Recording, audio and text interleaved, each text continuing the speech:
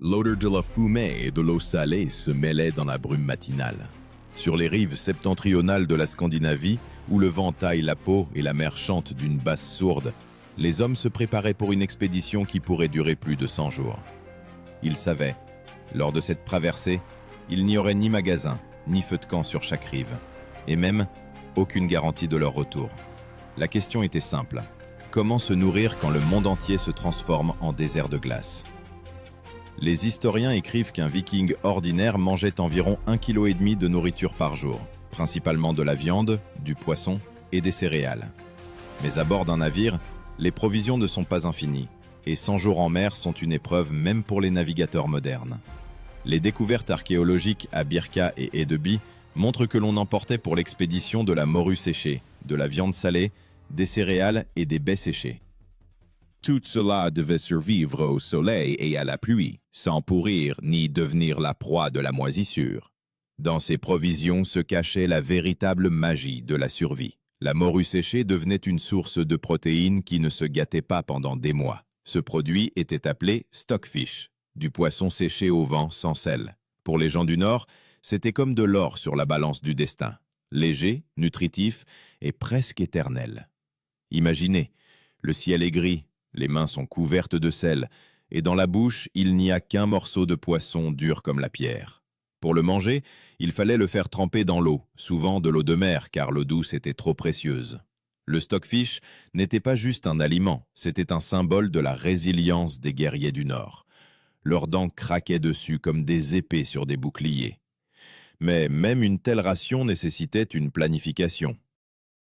Un seul navire ne pouvait transporter plus de 2 tonnes de cargaison, et cela incluait les armes, les hommes et les chevaux. Chaque grain d'avoine avait son importance. L'avoine, voilà le deuxième produit salvateur. On en faisait une sorte de potage, semblable à une bouillie liquide, que les guerriers mangeaient avec des cuillères en bois, directement de leurs paumes. Ce plat était appelé gru. Il ne donnait pas de force comme la viande, mais il protégeait de la faim. Les expéditions vikings n'étaient pas de simples opérations militaires, c'étaient des villes flottantes. Chaque personne était responsable d'une partie des provisions. Le hovding du navire, le chef, veillait à ce que la nourriture soit distribuée équitablement. Rompre l'ordre signifiait mettre en péril la vie de toute l'équipe. Car si les provisions venaient à manquer avant la date prévue, la faim deviendrait le pire des ennemis.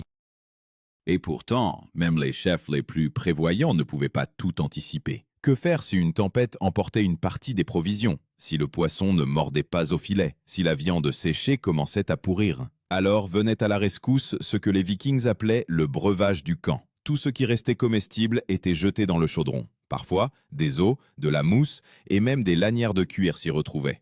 Ce n'est pas une légende. Les archéologues ont trouvé des vestiges de tels potages dans les foyers des campements temporaires en Norvège. Et pourtant, malgré cette rigueur, les Vikings ne se considéraient pas comme des indigents. Ils étaient des chasseurs sur terre et des pourvoyeurs en mer. Leur nourriture était simple, mais chaque cuillerée était une victoire sur le temps et le froid.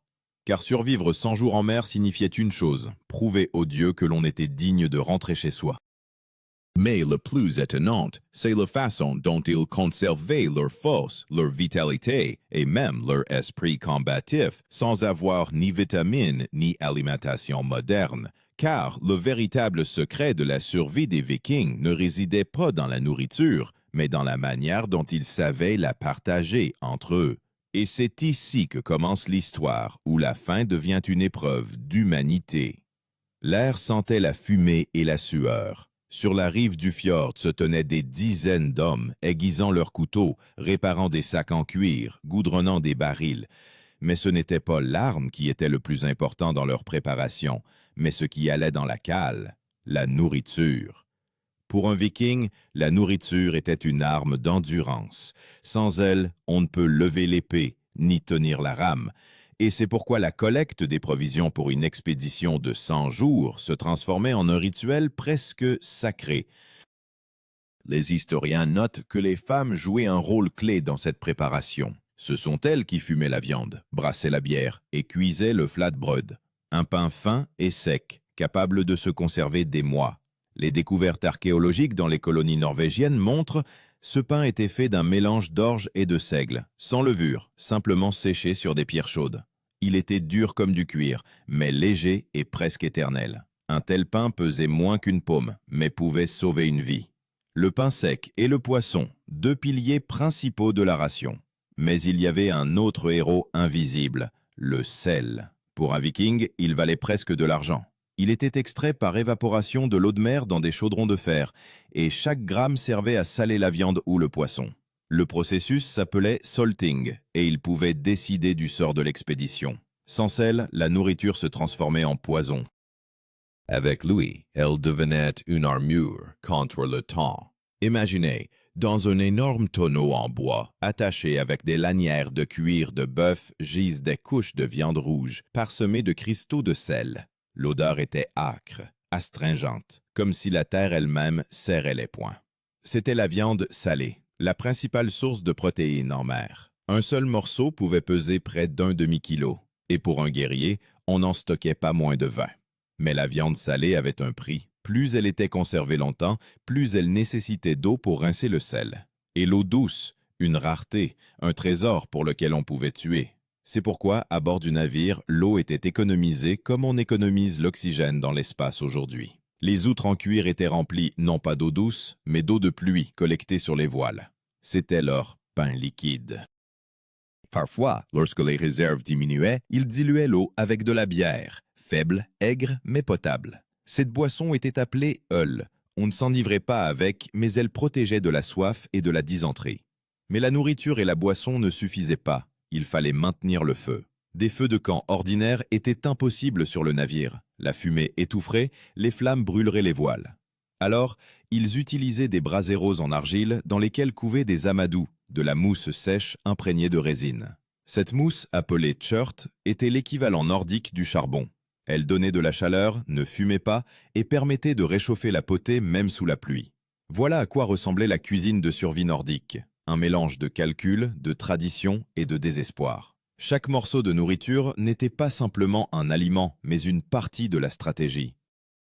Même la distribution des rations était une question de discipline. Le Høvding veillait à ce que personne ne mange plus que la norme. La transgresser signifiait voler la vie d'un camarade.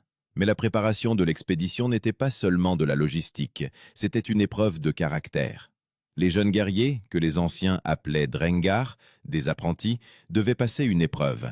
Vivre une semaine uniquement de biscottes et d'eau pour prouver qu'ils pouvaient endurer le voyage. Ce n'est pas une légende, de tels rituels sont mentionnés dans les sagas scandinaves. Ils devaient montrer non pas la force du corps, mais la force de l'esprit. Car en mer, le principal n'est pas les muscles, mais la patience. Quand le navire est prêt, les provisions emballées, les tonneaux hermétiquement scellés avec de la résine, commence le plus difficile, l'adieu. Les femmes prient près du feu, jetant des grains d'avoine dans les flammes, symbole de satiété. Les hommes se taisent. Le vent porte l'odeur de la fumée et du sel. Chacun sait, si le calcul était erroné, si la viande se gâtait, si la tempête brisait les tonneaux, la mort viendrait non pas de l'épée, mais de la faim. On écrit qu'avant le départ, le guerrier mangeait son dernier repas à la maison. De la viande, des oignons, un peu de fromage. Ce n'était pas juste un dîner, mais un adieu au goût de la vie. Ensuite, seulement la mer, le sel et le fer. Mais c'est dans ces conditions rigoureuses que les Vikings se transformaient de simples fermiers en légendes vivantes. Et quand le soleil descendait sous l'horizon, le navire glissait lentement, laissant derrière lui l'écume et les ombres de ceux qui croyaient que la nourriture, préparée de leurs mains, résisterait à 100 jours et 100 tempêtes. Mais ce qui les attendait était bien plus terrifiant que n'importe quelle tempête, une épreuve qui ferait même se détourner les dieux. Les premiers jours de l'expédition furent d'un calme trompeur. La mer semblait clémente, le vent soufflait régulièrement, et les voiles se gonflaient d'un son semblable au souffle d'un géant. Les hommes travaillaient au rythme des rames, chantaient d'anciennes chansons, et la cale, pleine de nourriture, inspirait confiance. Mais c'est précisément dans ce calme que se cachait le premier piège. Les provisions ne s'abîmaient pas avec le temps, mais par négligence. Un seul orifice mal fermé dans un tonneau, et toute la viande salée se transformait en un cauchemar collant et putride. Les historiens écrivent que les Vikings veillaient strictement à la propreté de la nourriture. Chaque jour, ils vérifiaient les tonneaux, essuyaient la condensation et déplaçaient le poisson pour que l'air ne stagne pas. Ce processus était appelé « conserver le souffle de la nourriture ». Ce n'est pas un hasard. Une nourriture avariée pouvait contaminer toute la cale.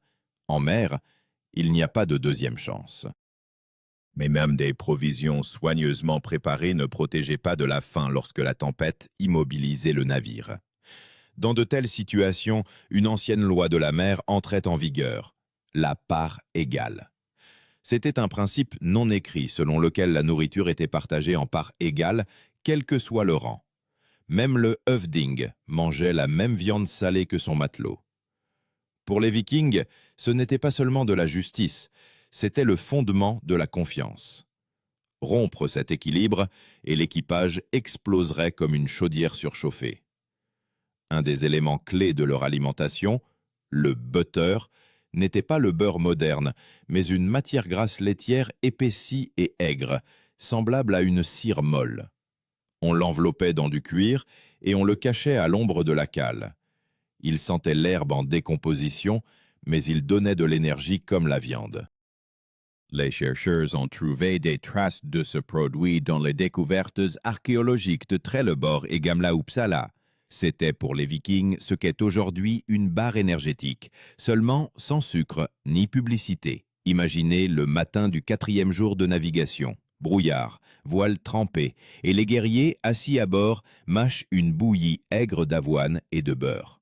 Elle est filandreuse comme du goudron, mais elle donne la force de ramer.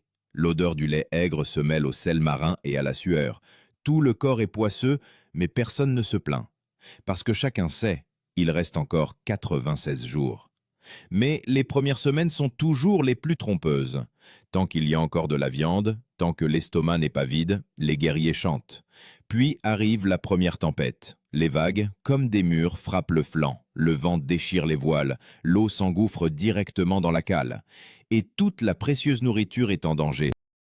Pour le préserver, les Vikings utilisaient des housses en cuir tendues sur les tonneaux, et certains couvraient même la couche supérieure de viande salée de cire. C'était leur ancienne méthode de conservation, le cirage.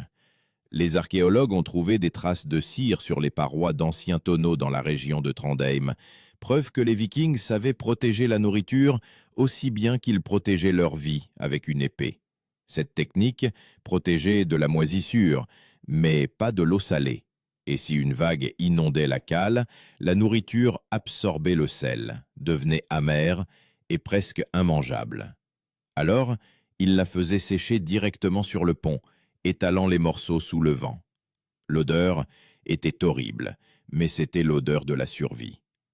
L'un des ennemis les plus terribles, ce n'était ni la tempête, ni les adversaires, mais l'ennui. Pendant des semaines, c'était la même chose. Poisson, pain, bouilli. Le corps réclamait du frais. Alors les Vikings pêchaient le poisson de mer directement depuis le bord, en utilisant des cannes à pêche primitives. La prise la plus précieuse, la morue et le hareng. Ils les mangeaient crus, juste après les avoir éviscérés. Cette méthode était appelée la chair vivante de la mer. Non par sauvagerie, mais par nécessité, le poisson cru protégeait du scorbut.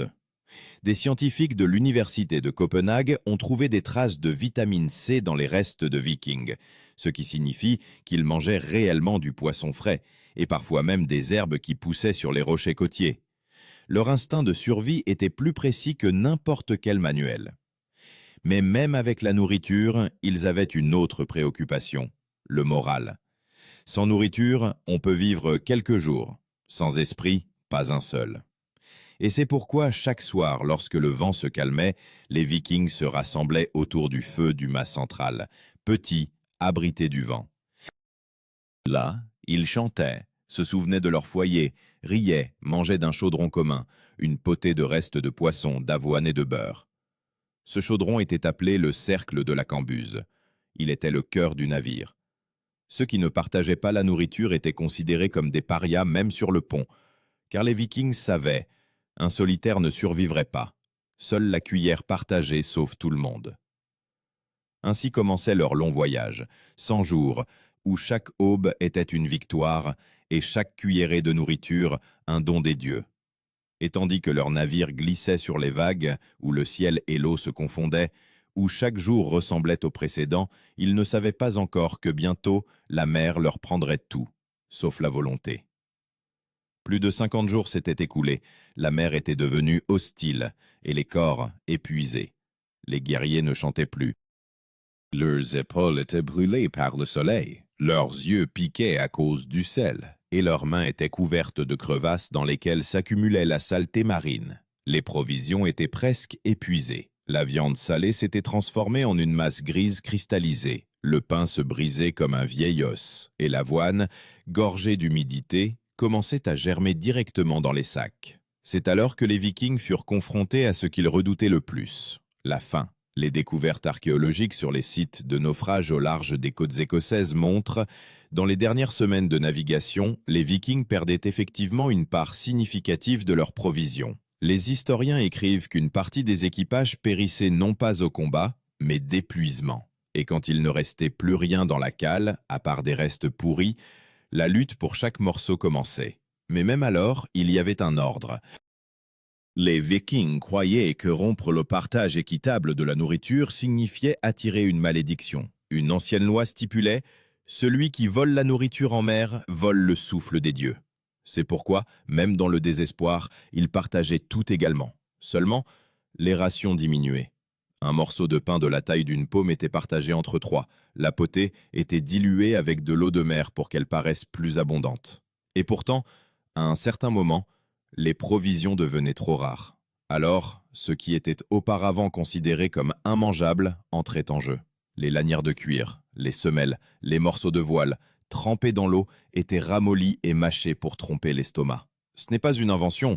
Des traces de cuir traitées avec des marques de dents humaines ont été trouvées dans les couches archéologiques des campements côtiers vikings. C'était à cela que ressemblait la faim, vêtue de fer. Au milieu de ces souffrances, il leur restait un salut, la chasse en mer. Quand la tempête se calmait, les guerriers jetaient des lances dans l'eau, essayant d'attraper au moins un oiseau marin ou un phoque. La viande de phoque était considérée comme sacrée. Elle donnait chaleur et graisse, et de son sang, il faisait une soupe épaisse. Ce plat était appelé blodsupa, littéralement bouillon de sang. Ils le buvaient chaud, debout sur le pont, pour retrouver des forces. Le sang chaud brûlait la bouche, mais redonnait le goût de la vie. Cette boisson est devenue le symbole de l'extrême limite de l'endurance humaine. Les scientifiques savent aujourd'hui que le sang des animaux contient effectivement du fer et des vitamines capables de soutenir l'organisme en état d'épuisement. Les Vikings, sans connaître la chimie, connaissaient la vie. Ils sentaient que le sang était la vie au sens propre. Un terme qui reflète cette philosophie est nirfi. C'était ainsi qu'on appelait l'état d'épuisement extrême, quand le corps ne répond plus, mais que la personne agit toujours. Le nirfi était pour les Vikings une épreuve de volonté. Si tu continuais à ramer, bien que tu ne puisses pas te tenir debout, tu te rapprochais des dieux. Ce terme apparaît dans les sagas comme un synonyme de gloire. Imaginez cette scène, la mer grise, le pont couvert d'une croûte de sel. Des dizaines d'hommes burinés par le vent sont assis en silence, chacun tenant dans ses mains un bol en bois de bouillie liquide. Le vent en arrache la vapeur, comme s'il voulait lui-même voler les dernières calories. Et quelque part au milieu de cela, le Høvding, ce même chef, qui mange maintenant la même chose que ses hommes. Il a les mêmes joues creuses, les mêmes lèvres gercées. C'est le moment où les différences entre les forts et les faibles disparaissent. Il ne reste que les vivants et les morts. Mais c'est précisément dans de tels moments que naissait la véritable force des gens du Nord. Non pas dans les victoires, non pas dans les pillages, mais dans ce silence obstiné face à la nature. Chacun d'eux savait que survivre, ce n'était pas seulement passer la journée, mais préserver son honneur. Car rentrer chez soi les mains vides était une honte, et mourir avec une cuillère à la main, un honneur. On écrit que dans les jours les plus sombres des expéditions, les Vikings commençaient à chanter des chants spéciaux, les drapours. Ce n'étaient pas des hymnes de guerre, mais des récits sur le foyer, sur les champs, sur l'odeur du pain frais. Ils chantaient non pour les dieux, mais pour eux-mêmes, pour ne pas devenir fous. Ces chants étaient leur dernière nourriture, une nourriture pour l'âme. Et quand les vagues se calmaient enfin, quand le vent cessait de hurler, ils levaient les yeux vers le ciel et voyaient la terre à l'horizon. Ce n'était pas un miracle, mais une récompense pour leur endurance. Et pourtant, même en posant le pied sur le rivage, ils ne savaient pas s'ils pourraient manger. L'estomac, habitué à la faim, n'acceptait pas la nourriture ordinaire. Leur corps tremblait, mais leurs yeux brillaient, parce que maintenant ils connaissaient le prix de chaque morceau de pain, de chaque goutte d'eau. Ainsi, au milieu des tempêtes et de la faim, naissaient ces légendes mêmes qui seraient plus tard couchées dans les sagas.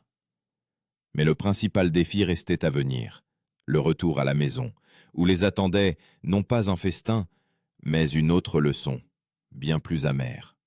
Lorsque la terre apparut enfin dans le brouillard, les guerriers ne se réjouissaient plus.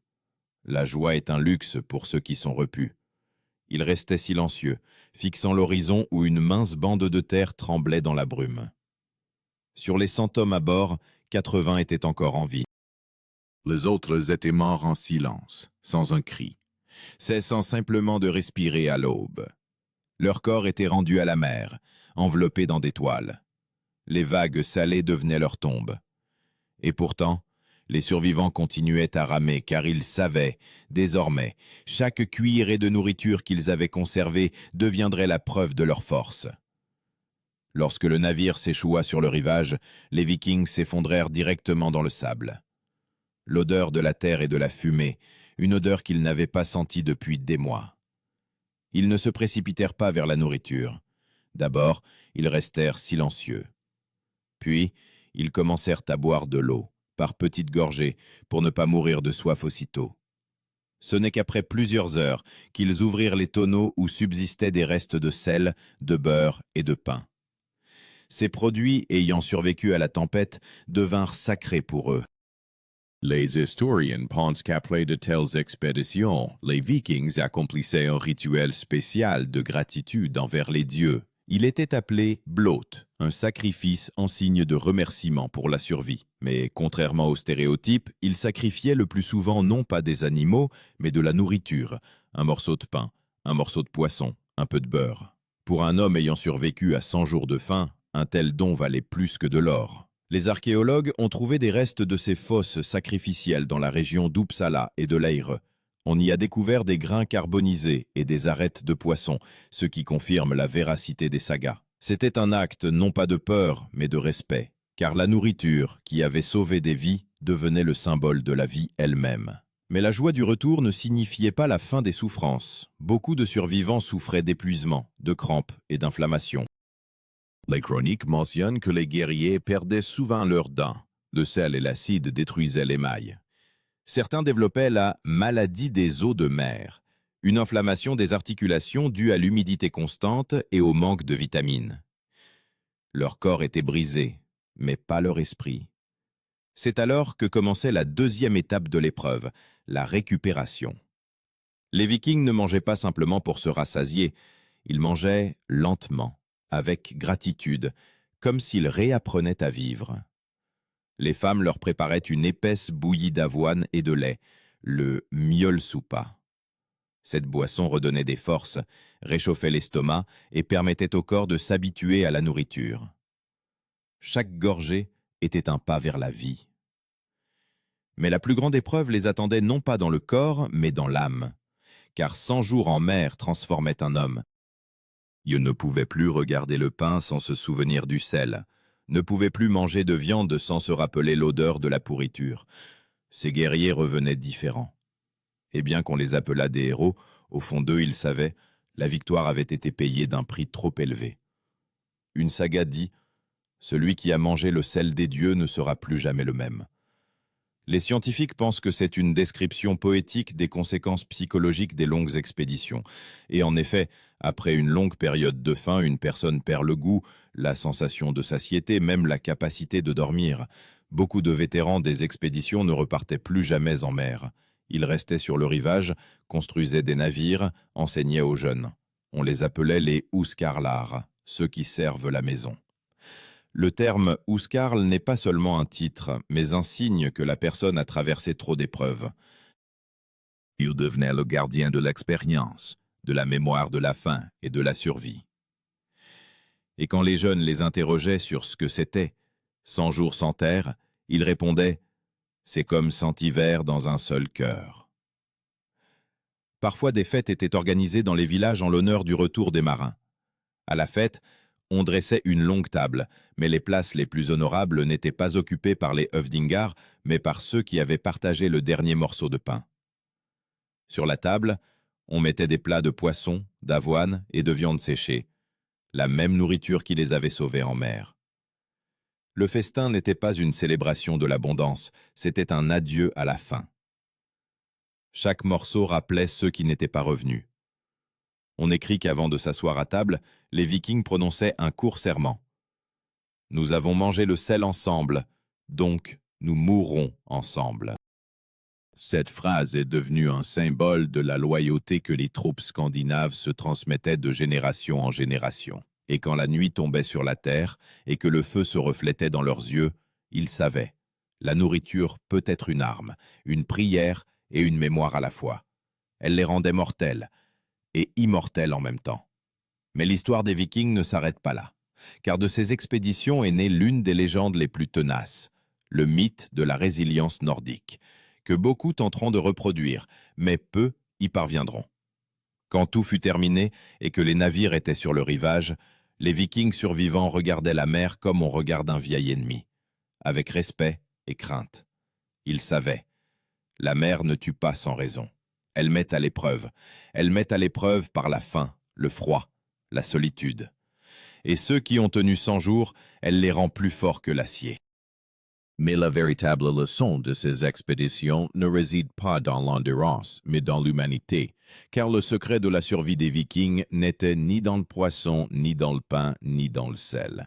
Il résidait dans le fait qu'ils partageaient tout, même la faim. Aucun homme ne mangeait seul.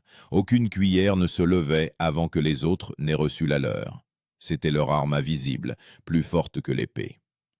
Les archéologues modernes trouvent dans les sépultures de cette époque des traces de repas communautaires, des bols avec plusieurs cuillères, des restes d'une même bouillie à plusieurs endroits. Même la mort ne brisait pas leur cercle. Ils mouraient ensemble, comme ils vivaient ensemble. Et voici la question pour toi.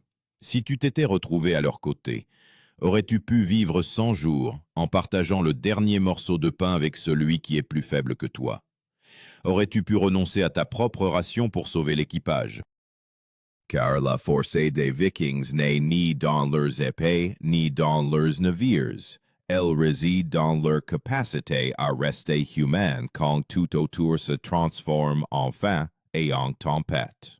Et peut-être est-ce là la principale leçon de leur histoire, que ce ne sont pas les plus forts qui survivent, mais ceux qui partagent le dernier.